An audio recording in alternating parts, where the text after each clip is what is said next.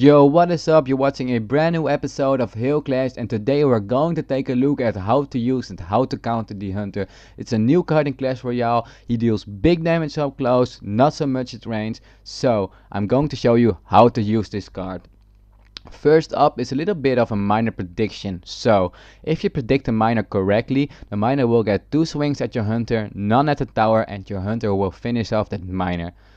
The Hunter is also really good against a little bit more beefy units like the Executioner. He will only need 1 shot together with the tower to finish off this Executioner. Against the Bowler, which is a really beefy unit, the Hunter is also a really good play to make. He will only need 2 shots on that Bowler to finish him off, and he will provide a little bit of a counter attack. The Balloon is a little bit more tricky because you need to place him up high for his 2 shots to deal a lot of damage. The Balloon, his bomb, will not be in tower range. Against the Royal Giant, the Hunter is one of the best plays to make because he will only need 3 shots and the Royal Giant will only get 3 shots on your tower. A troop like the Hawk Rider is a little bit more tricky because of his fast attack speed and movement speed. However, it is possible to fully counter a Hawk right when you see the Hawk Rider placed a little bit in front of your tower, so the 2 shots will kill the Hawk before he gets a swing. However, you do not want to place the Hunter right next to the troop all the time, because with the Night Witch, the Hunter will only target 1 bat at first and the Night Witch will wreck your tower. If you want to counter the Night Witch, you need to place the Hunter a little bit next to your tower, far away from the Night Witch, so the Hunter will deal with the Night Witch in 2 shots, leaving his health full. This is the same with the Goblin Gang. You do not want to place the Hunter right next to the regular goblins. What you want to do is place him right in front of your tower, so the Hunter's first shot will kill the regular goblins and his second shot will deal with the spare goblins. Next up is how to counter the Hunter. There are a lot of ways to counter a Hunter, but we're going to show you a few. Countering the Hunter with an Ice Golem. You do not want to send the Ice Golem to the right lane because the Hunter will only focus his first shot on the Ice Golem and his second and third shot on the tower.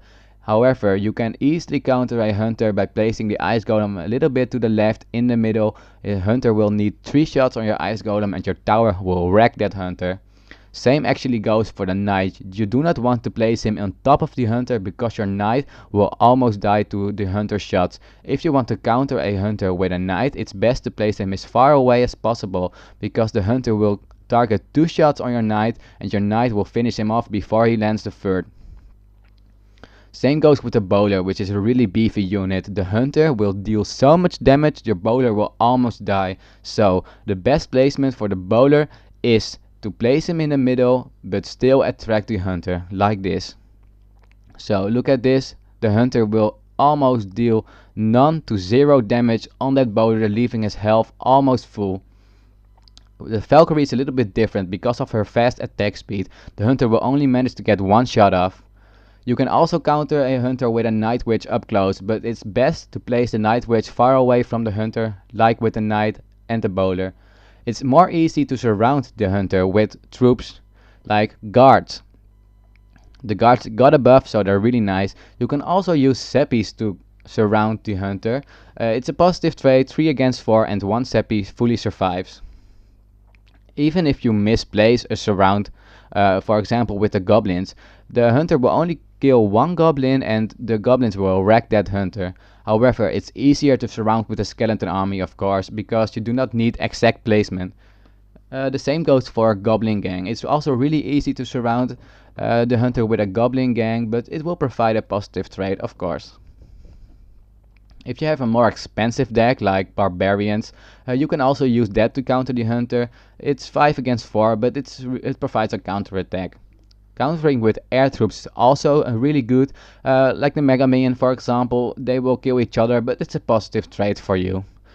However, it's best to use minions, and usually all 3 minions die, but it is possible to place the minions on top a little bit later, so the Hunter will only manage to kill 1 minion, so 2 out of 3 minions survives. Actually, I believe it's best to use bats, really easy to surround, and it's 2 against 4, easy hard counter.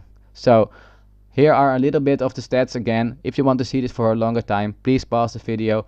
Have a nice day and we hope to see you in the next episode. Tell me pretty lies, look me in the face. face. Tell me that you love me, even if it's